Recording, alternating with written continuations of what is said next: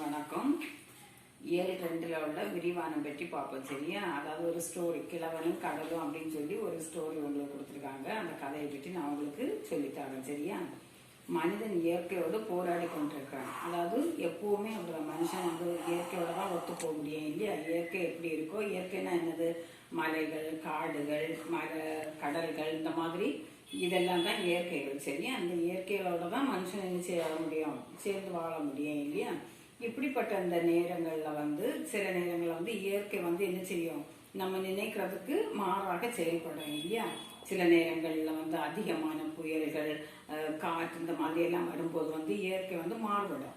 அப்போ அது கூட நம்ம என்ன செய்ய முடியும், போராடி தான் வாழ முடியும் இல்லையா? அதை பற்றி தான் இங்கே வந்து ஒரு வயதான ஒரு தாத்தாவும் ஒரு சிறுவனை வந்து எப்படி வாழ்ந்துருக்குறாங்க, அவங்க கடலில் வந்து அந்த தொழிலை, மீன் பிடிக்கிற தொழிலை செய்கிறவங்க எப்படி வாழ்ந்துருக்குறாங்கன்றதை வந்து உங்களுக்கு ஒரு கதையாக கொடுத்துருக்காங்க. நான் உங்களுக்கு அதை வந்து சொல்லி கொடுக்குறேன். சரியா? இதில் பார்த்தீங்கன்னா இப்போ இந்த மனிதனோட பெயர் என்ன அப்படின்னு பார்த்தீங்கன்னா, அந்த வயதான தாத்தாவோட பெயர் வந்து சாண்டியாகோ. என்ன பேர்? சாண்டியாகோ. இதில் வரக்கூடிய ஒரு சிறுவன் வந்து அவனோட பேர் என்னன்னா மனோலின். அந்த பேர் என்னது? மனோலின். இந்த கதை உங்களுக்கு எதுலேருந்து எழுதியிருக்காங்க அப்படின்னா, ஒரு ஆங்கில புதினத்திலேருந்து தமிழில் வந்து டிரான்ஸ்லேட் பண்ணப்பட்டது, மொழிபெயர்க்கப்பட்டது. சரியா? அது இந்த கதை வந்து 1954 ஆண்டு நோபல் பரிசு கூட வாங்கியிருக்கு. சரியா? இந்த கதையை எழுதினவருக்கு வந்து நோபல் பரிசு கொடுத்துருக்காங்க. சரியா? அவருக்கு பெயர் என்ன அப்படின்னு பார்த்தீங்கன்னா ஏர்ன்ஸ்ட் ஹெமிங்வே. சரியா? இப்படி இவர் வந்து நோபல் பரிசு வாங்கின ஒரு கதை தான் இது. நமக்கு தமிழில் மொழிபெயர்த்து எழுதியிருக்காங்க. பாருங்க, இங்க வந்து நான் வாசிக்கிறேன், கவனிச்சுக்கோங்க. பேஜ் நம்பர் 37, புத்தகத்துல வந்து பக்க எண் 37. மனிதன் இயற்கையோடு போராடி கொண்டே இருக்கிறான். சில நேரங்களில் வெற்றி பெறுகிறான், சில நேரங்களில் தோல்வி அடைகிறான். ஆனால் முயற்சிகள் என்றும் ஓய்வதில்லை. மனிதன் இயற்கையோடு நடத்துகிற போராட்டமே அவன் வாழ்வை அமைக்கிறது. போராடுவதில் மகிழ்ச்சியும் வெற்றியும் இருக்கிறது. மீன் பிடிக்க போராடும் மீனவர் ஒருவரின் வாழ்வை பார்ப்போமா? இந்த மீனவர் எப்படி அந்த கடலோடு, அந்த இயற்கையோடு போராடி எந்த அளவுக்கு அவர் வெற்றி பெற்றிருக்காரு அப்படின்றதான் உங்களுக்கு கதை. சரியா? பாருங்க, இயற்கைக்கும் மனிதனுக்கும் இடையே நடக்கும் போராட்டமே இந்த கதை. கதையின் நாயகன் சாண்டியாகோ வயது முதிர்ந்த மீனவர். அவர் முன்பெல்லாம் கடலுக்கு சென்றால் மீன் இல்லாமல் திரும்ப மாட்டார். ஆனால் கடந்த 84 நாளாகவோ ஏனோ அவருக்கு ஒரு மீனும் கிடைக்கவில்லை. மனோலின் என்னும் சிறுவன் மீன் பிடிக்க கற்றுக்கொள்வதற்காக முதல் 40 நாளும் அவருடன் கடலுக்கு வந்தான். அவன் அவருக்கு வேண்டிய உதவிகள் செய்ததோடு பேச்சு துணையாகவும் இருந்தான். அதாவது இதுல என்ன சொல்லியிருக்கு அப்படின்னு பார்த்தீங்கன்னா, இந்த வயதான இந்த முதியோருக்கு கூட, இந்த மீனவருக்கு கூட, அதாவது சாண்டியாவுக்கு கூட என்ன செய்யறாரு, இந்த மனோலின்னு சொல்ற ஒரு சிறு பையனை வந்து மீன் பிடிக்கிறத கற்றுக்கொள்வதற்காக அவங்க அம்மா அப்பா என்ன செய்யறாங்க, அவங்க பெற்றோர் வந்து அவனை இந்த வயது முதிர்ந்த தாத்தாவுக்கு கூட அனுப்பியிருக்கிறாங்க. சரியா? ஆனா இவருக்கு வந்து 40 நாளா வந்து எந்த மீனுமே கிடைக்கல. இவர் ஏற்கனவே இந்த கடல்ல வந்து இந்த தொழில் செய்து பழகி இருக்கிறாரு. மீன் எப்போ போனாலுமே மீன் பிடிச்சிட்டு தான் வருவாரு. ஆனா இவருக்கு அந்த சமயம் வந்து 40 நாளா வந்து மீனே கிடைக்கல. அப்ப இவர் மன வருத்தத்தோட இருக்கிறாரு. இதை மனோலின் பெற்றோர்கள் பார்த்துட்டு என்ன செய்யறாங்கன்னா, மனோலினை வந்து அவர்கிட்ட பிரிச்சு, இனி இவருக்கு கூட நீ மீன் பிடிக்க போக வேண்டாம், நீ வந்து வேற ஏற்கூட அது போ அப்படின்னு சொல்லி அவரை என்ன செய்துட்டாங்க, கூட்டிட்டு வந்துட்டாங்க. அப்போ இவருக்கு வந்து அது சங்கடமா இருந்தது. ஏன் அப்படி அது வருத்தம் அழைச்சது அப்படின்னா, இந்த மனோலின் கூட இருந்தால் அவருக்கு வந்து ஒரு பேச்சு துணையாக இருக்கா, அவருக்கு வந்து போர் அடிக்காம என்ன செய்யலாம், அவர்கிட்ட பேசிட்டு இருக்கலாம் அப்படின்ற ஒரு தைரியம் தான். ஆனால் இப்போ வந்து 40 நாளைக்கு பிறகு இவர் தனியாக தான் திரும்ப என்ன செய்யறாரு, கடலுக்குள்ள மீன் பிடிச்சிட்டே இருக்கிறாரு. பாருங்க, அவருக்கு 40 நாள்களும் அவருடன் கடலுக்கு வந்தான். அவன் அவருக்கு வேண்டிய உதவிகள் செய்ததோடு பேச்சு துணையாகவும் இருந்தான். அவரோடு கடலுக்கு போனால் ஒரு மீன் கிடைப்பதில்லை என்று அவனை வேறு படகுக்கு அனுப்பிவிட்டனர். யாரு? மனோலின் பெற்றோர்கள். சரியா? இப்போதெல்லாம் தனியாகவே மீன் பிடிக்க செல்கிறார் சாண்டியாகோ. இப்ப மனோலினும் அவர்கிட்ட இருந்து போயிட்டார். இப்ப அவர் என்ன செய்யறாரு, தனிமையாகவே என்ன செய்யறாரு, மீன் பிடிக்க போகிறாரு. அன்று வந்து 85வது நாள். இப்போ 40 நாளைக்கு பிறகு இவர் தனியாக திரும்ப ஒரு 44 நாள் வரைக்கும் என்ன செய்கிறாரு, தனியாகவே மீன் பிடிக்க போகிறாரு. அதுக்கு அப்புறமாக அடுத்த நாள் என்ன செய்கிறாரு, 85வது நாள் வந்து இவர் என்ன செய்கிறாரு, மீன் பிடிக்க தனியாக கடலுக்குள்ளே இருக்கும்போது என்ன நடக்குங்கிறத உங்களுக்கு படம் போட்டு என்ன செய்கிறாங்க, அடுத்த பக்கத்தில் வந்து பேஜ் நம்பர் 38 வந்து இதை சொல்லியிருக்காங்க. அந்த பேஜ் நம்பரை எடுத்து வச்சு பாருங்க. சரியா,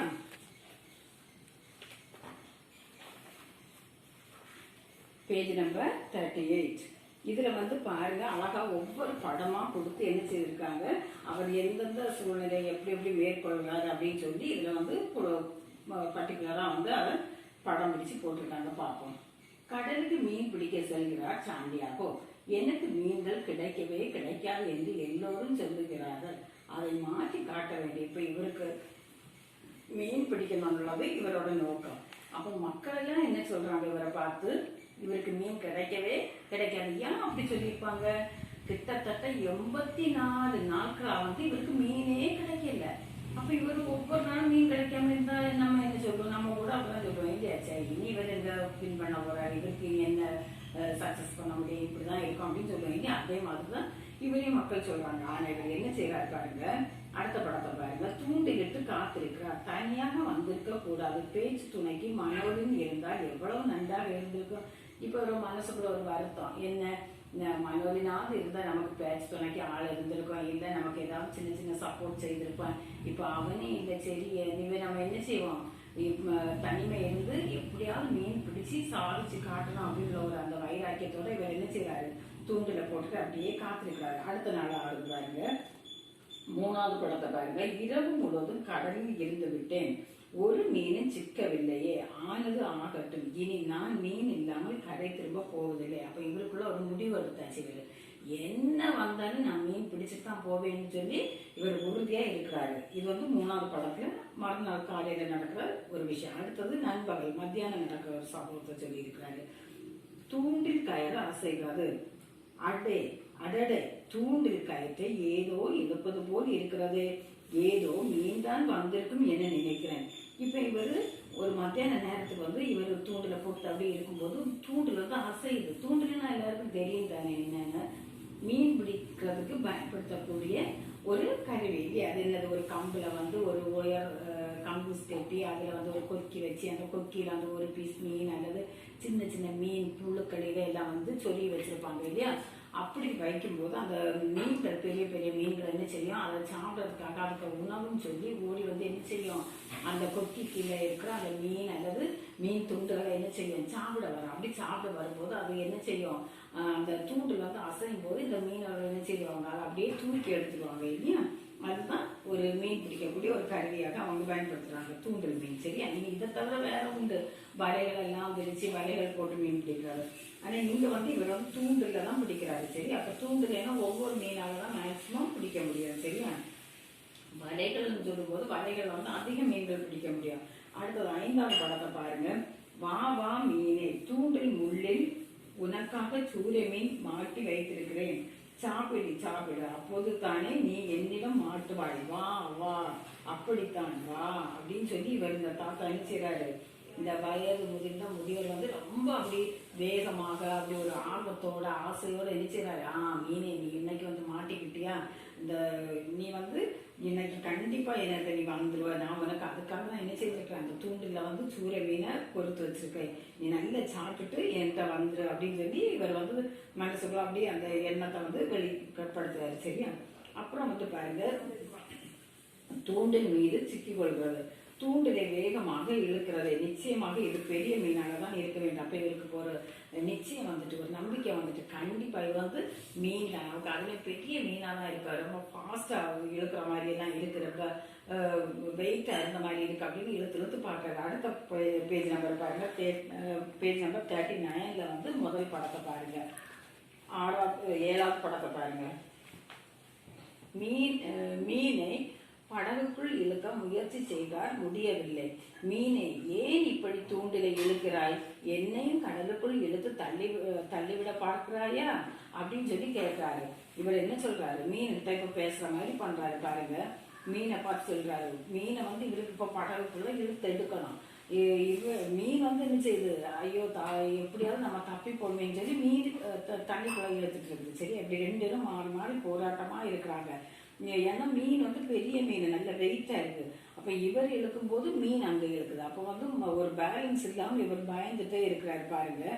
என்னையும் கடலுக்குள் இழுத்து தள்ளி விட பார்க்கிறாயா அப்படின்னு கேட்கிறாரு. அப்போ வந்து அந்த மீன் அந்த அளவுக்கு ஃபாஸ்டா இது பண்ணதா இருக்கு, சரியா மூவ் பண்ணது. அதனாலதான் இவருக்கு வந்து அந்த படகுல இருந்து கவிழ்ந்துருவோமோ அப்படின்னு ஒரு பயம் இருக்கு பாருங்க. அடுத்த படத்தை பாருங்க. மீன் நீருக்கு மேலே வருவதும் மூழ்குவதுமாக இருக்கிறது. அதாவது இந்த மீனுக்கு வந்து என்ன, அந்த தூண்டில விட்டு போகவும் முடியவில்லை, தூண்டில மேலே விட்ட வரவும் முடியவில்லை. அந்த மாதிரி ஒரு கஷ்டத்துல மீன் ஆக்கப்பட்டு பாருங்க. மேலேயும் வராமல் ஆழத்திற்கும் செல்லாமல் படகை எங்கேயோ இழுத்து கொண்டே போகிறது. இருக்கட்டும் இருக்கட்டும், எப்படியும் மேலே வந்துதானே ஆக வேண்டும். இவர் இப்ப சொல்றாரு. இப்ப மீன் ஒரு பக்கம் எழுதுது, இவர் ஒரு பக்கம் எழுதுறாரு. படகு எங்கேயோ போயிட்டு இருக்கு இல்லையா.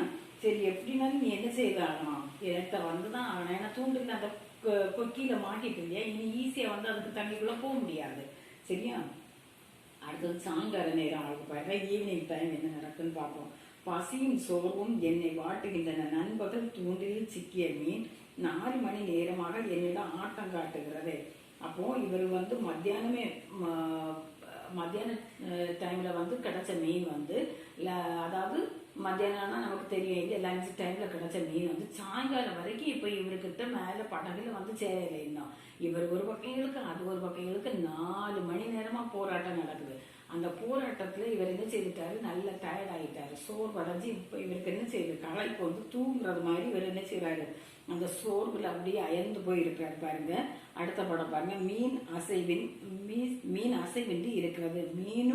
மீனுடன் போராடிய களைப்பில் சாண்டியாகோ சற்று கண்ணை இறந்து விட்டார். அதாவது இந்த மீனுக்கு கூட இவர் போராடி இப்ப இவர் என்ன செய்தார், லைட் அப்படி சோர்ந்து போய் அப்படி என்ன செய்யறாரு, தூங்குற மாதிரி ஆகிவிட்டார். சரியா, இப்ப மீன் வந்து அசையாம அப்படியே இருக்கிறது. அதுக்கப்புறம் கீழே உள்ள படத்தை பாருங்க.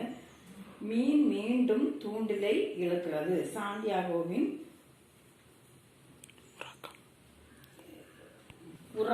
கலைகிறது. அதாவது இவர் என்ன செய்யறாருன்னா, இந்த அப்படியே தூங்குன மாதிரி இருந்தார் இல்லையா, அந்த சோர்வுல டயர்ட்ல இப்ப இவர் என்ன செய்யறாருன்னா, சாண்டியாகோ வந்து அப்படியே அந்த மீன் இழுத்தோன்னா அப்படி சடனா எழுந்திருக்கிற மாதிரி எழுந்திருக்கிறாரு. ஏன்னா இவர் அப்படியே கண்ணா எடுத்துட்டாரு இல்லையா.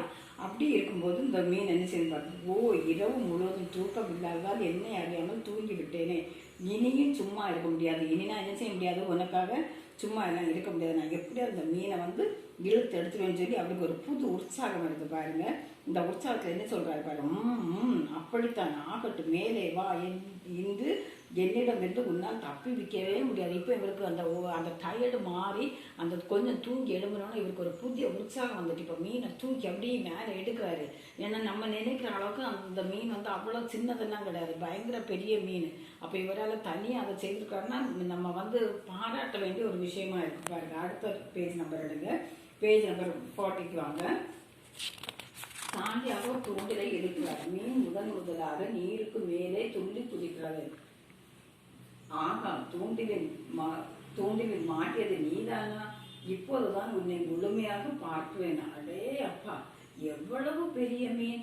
இப்பதான் இவர் வந்து அதை தூக்கி அப்படியே அந்த தூண்டில் அப்படியே தூக்கி எடுக்கும்போது அந்த மீனுக்கு பெருசா பார்த்தா அவரே ஷாக் ஆகுறாரு. அப்படி அவருக்கே வியப்பா இருக்கு, இவ்வளவு பெரிய மீன் இந்த தூண்டில வந்துட்டா, நீ தான் என்னை இவ்வளவு ஆட்டம் காட்டுனியா அப்படின்னு சொல்லிட்டு அவர் வந்து இந்த சொல்றாரு பாருங்க. அடுத்த படத்தை பாருங்க. மீன் படகை சுற்றி வட்டம் விடுகிறது. ஏன் மீனே, படகை சுற்றி சுற்றி ஏன் இப்படி வட்டம் விடுகிறாய், நெல் என் வலிமையை என்னால் திரட்டி உன்னை எதிர்க்க போகிறேன் அப்படின்னு சொல்லி, அதாவது எனக்கு ஃபுல் ஸ்ட்ரென்த்தையும் எனக்கு முழு பலத்தையும் கொடுத்து நான் உன்னை என்ன செய்வேன், எப்படியாவது நீ பெருசுன்னு சொல்லி நான் விட்டுட்டு போற மாதிரி இல்லை, நான் உன்னை என்ன செய்வேன், எப்படியாவது நான் வந்து எனக்கு படகுல வந்து உன்னை பிடிச்சி கட்டி வச்சு கொண்டு போயிடுவோம் அப்படின்னு சொல்றாரு பாருங்க. அடுத்த படத்தை பாருங்க. மீண்டும் மேலே வருகிறாயா, விட மாட்டேன், நீ எவ்வளவு பெரிய மீனாக இருந்தாலும் எனக்கு கவலை இல்லை, என் உயிர் உள்ளவரை உன்னுடன் போராடி வெற்றி பெறுவேன். இவர் அடுத்து என்ன சொல்றாரு, நான் வந்து நீ எவ்வளவுதான் தண்ணிக்குள்ள இருந்தாலும் நான் உன்னை விடுற மாதிரி இல்லை, நான் எனக்கு உயிர் இருக்கிறது வரைக்கும் ஒன்ன கூட நான் என்ன செய்வேன், போராடி வெற்றி பெறுவேன்ல ஒரு அந்த நம்பிக்கையில இவர் வந்துட்டாரு. ஏன்னா இவர் 84 நாட்கள் வந்து மீனுக்கு பிடிக்கிறதுக்கு முயற்சி செய்து தோல்வி அடைஞ்சிட்டார் இல்லையா.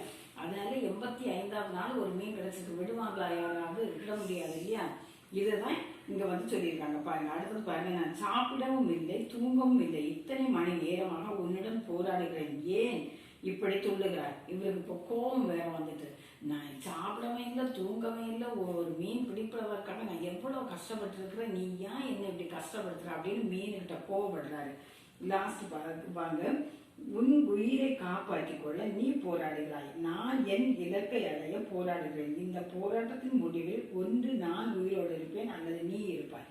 இப்ப இவர் சொல்லிட்டாரு உண்மையை. எப்படி? நம்ம 2 பேரும் போராடுறோம். யாரெல்லாம்? மீனும் சாண்டியாகவும் இல்லையா. இந்த வயது முதிர்ந்த தாத்தாவும் மீனுக்குள்ள இப்ப ஒரே போராட்டம், ஒன்றில் நான் உயிரோட இருக்கணும் அல்லது நீ உயிரோட இருக்கணும், யாராவது ஒரு ஆள் தான் இருக்க முடியும் இல்லையா. எப்படியா இருந்தாலும் நம்ம கடைசியில போராடி யார் வெற்றி பெறுகிறா பார்ப்போம் அப்படின்னு சொல்லி சொல்றாரு.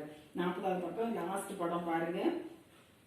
மீன் படகுக்கு அருகில் மேலே எழுப்பி குதிக்கிறது, சாண்டியாகோ ஈட்டியால் மீனை குத்துகிறார், இறுதியாக உன்னை கொண்டு விட்டேன், இனிமேல் தான் நிறைய வேலை இருக்கிறது, கயர்களின் சுருக்குகள் போட வேண்டும். பாருங்க இப்ப என்ன செய்வாரு, இவரால் அந்த மீனை வந்து தனியா பிடிச்சு வச்சு ஒன்றும் பண்ண முடியல, ஏன்னா அவ்வளவு பெரிய மீன். இப்ப இவர் என்ன செய்யறாரு, இவர்கிட்ட ஒரு ஈட்டி இருந்திருக்காரு, அந்த ஈட்டி எடுத்து என்ன செய்யறாரு, அப்படியே குத்துறாரு. ஈட்டின்னா தெரியும் தானே, கம்பில் அப்படியே ஷார்ப்பா ஒரு பகுதி இருக்கு இல்லையா, அந்த முனை மாதிரி, அதை வச்சு குத்துறோம்னா அந்த மீன் என்ன செய்யுது, பெரிய மீன் இல்லையா. சின்ன மீனுன்னா பிரச்சனை இல்லை, அப்படியே நம்ம தூக்கி எடுத்துடலாம். இது பெரிய மீன், வெயிட்டான மீன், அதனால இவருக்கு என்ன செய்ய முடியல, அதை வந்து அவ்வளோ ஈஸியா தூக்கி எடுக்க முடியவில்லை. இப்போ இவர் என்ன செய்யறாருன்னா, அதை வந்து ஈட்டி அதை குத்தி அதை என்ன செய்யறாரு, கொல்லதுக்கு முயற்சி பண்றாரு. அப்படி பண்ணனால்தான் அவர் என்ன செய்யுது, அந்த மீன் வந்து இவருக்கு படகுல வந்து சைட்ல வைக்க முடியாத அளவுக்கு ஆகுறது. சரியா? இனி 41வது பக்கத்துல வாங்க, பேஜ் நம்பர் 41.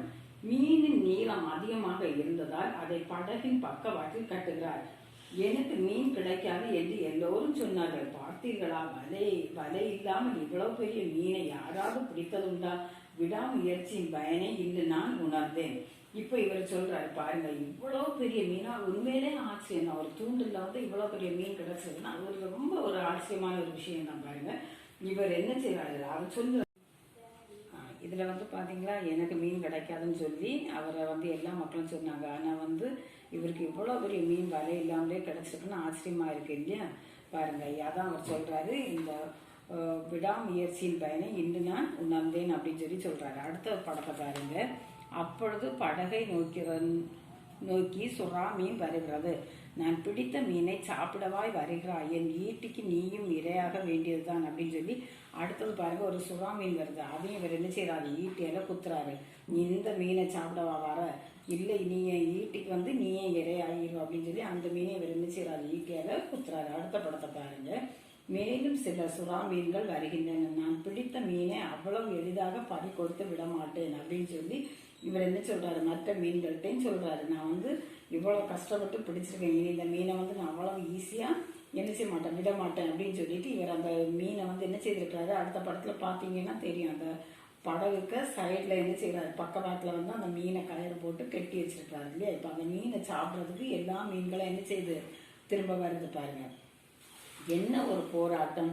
அப்படியாக ஒரு வழியாக எல்லாம் ஓய்ந்தது. இந்த மீன் செய்த அட்டகாசங்களை மனோரின் பார்த்திருக்க வேண்டும். சரி போகட்டும், உடனே சென்று நடந்த எல்லாவற்றையும் அவனிடம் சொல்ல வேண்டும் அப்படின்னு சொல்லி ஒரு மனசுக்குள்ள ஒரு எண்ணம் வருது. அதாவது இதை வந்து இந்த காரியங்களை எல்லாம், இந்த விஷயங்களை எல்லாம் யார் பார்த்திருக்கலாம், இந்த மனோரின் பார்த்திருக்கணும், அவன் கூட இருந்தா இந்த விஷயம் எல்லாம் அவன் தெரிஞ்சிருப்பான் அப்படின்னு சொல்லி இவருக்கு மனசுக்குள்ள ஒரு எண்ணம்.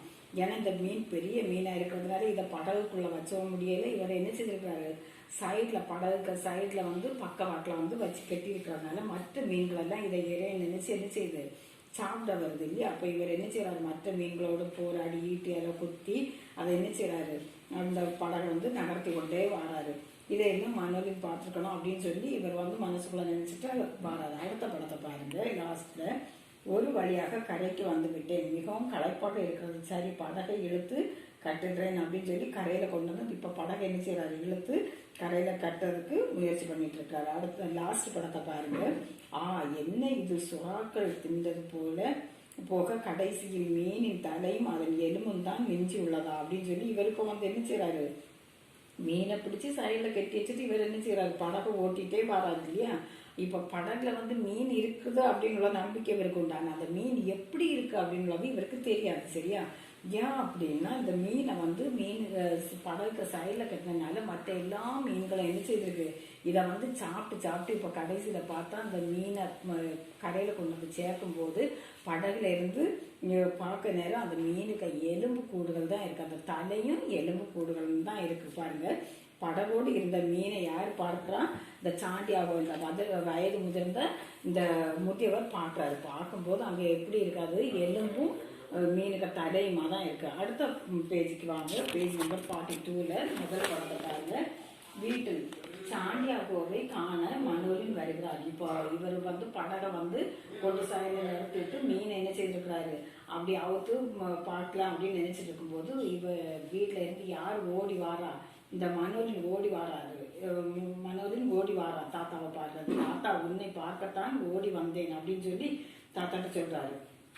அப்படி சொல்லும்போது அடுத்த படத்தை பாருங்க. அடே அப்பா எவ்வளவு பெரிய மீன், அது மீன் பிடிப்பதில் பெரிய வீரன் தாத்தா நீ அப்படின்னு சொல்லி மனோலின் என்ன செய்யறான், தாத்தாவை புகழுகிறான் சரியா. எப்பா நீ என்ன பெரிய மீன் பிடிச்சிருக்க தாத்தா, உனக்கு இவ்வளவு பெரிய மீன் கிடைச்சிருக்கா பாரு அப்படின்னு சொல்லி அவன் சந்தோஷப்படுறான் பாருங்க. மனோலின் நான் பிடித்த மீனை நீ பார்த்தாயா, கடைசியில் எலும்பும் தலையும் தான் மிச்சம் பாரு, இவ்வளோ பெரிய மீனை பிடிச்சிட்டு எனக்கு அந்த மீன் முழுமையாக கிடைக்கலை பாருங்க, எலும்பும் எனக்கு தலையும் தான் கிடைச்சிருக்கு அப்படின்னு சொல்லி மனோலின்கிட்ட இவர் தாத்தா வருத்தமா சொல்றாரு.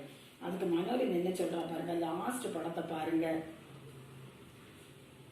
அதனால் என்ன தாத்தா, உன் திறமையும் விடாமுயற்சியும் வென்று விட்டதை இனி உன்னை யாரும் பழித்து பேச முடியாது தாத்தா, உன்னிடம் கற்றுக்கொள்ள வேண்டியவை நிறைய இருக்கின்றன, இனி நான் உன்னோடு தான் மீன் பிடிக்க வருவேன். இப்போ தாத்தாவுக்கு மனோலின் வந்து எப்படி சொல்றான் பாருங்க, அவரை என்கரேஜ் பண்றான், அவரை வந்து உற்சாகப்படுத்துறான்.